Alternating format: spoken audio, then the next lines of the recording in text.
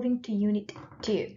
So Unit 2 is on the topic of developing learning and development programs.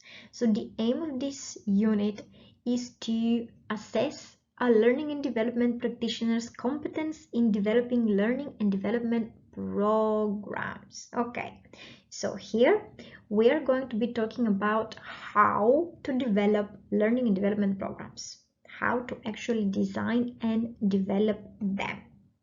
So now we are going to look at the systematic training cycle, because this is quite a popular and really useful model or framework that can help you prepare and design training and development program or training and development course. So we're going to go into much more detail during Unit 2, but again, we always start with identifying the learning and training needs, and then we plan the activities, the training activities that can help us meet those needs.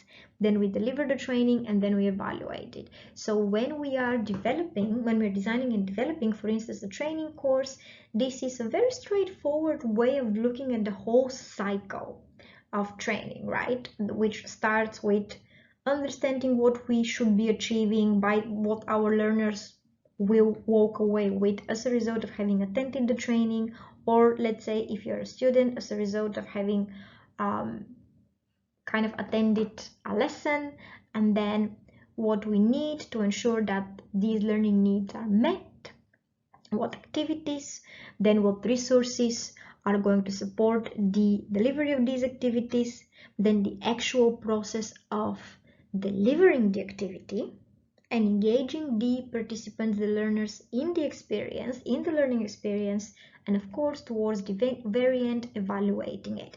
So this is just kind of one of the models that we're going to explore in more detail at Unit 2. Then we're going to look at the SMART acronym. So when we think about setting objectives, we should always try to use the SMART acronym, which is really popular in setting goals and learning objectives. And every letter here involves a certain way of approaching the goal or objective setting process. So we should be looking into setting objectives that are specific, that we can measure, that are measurable, definitely achievable, definitely realistic, and also timely. So that just gives you an example of some of the things we're going to be talking about as part of Unit 2, at the sessions part of Unit 2, and also some of the models and acronyms we're going to be using as well, which are really practical. So you will understand, you will learn more about those models and more about those approaches, but at the same time you have the opportunity to apply them straight away, because this level, this diploma, has a huge practical element attached to it.